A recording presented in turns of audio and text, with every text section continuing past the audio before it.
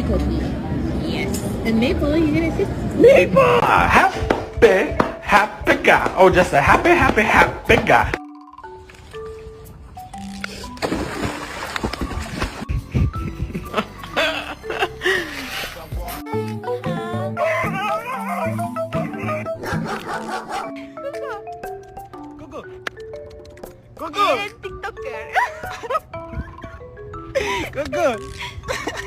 My GF just got a dog, but I think the dog adopted her. Oh my god.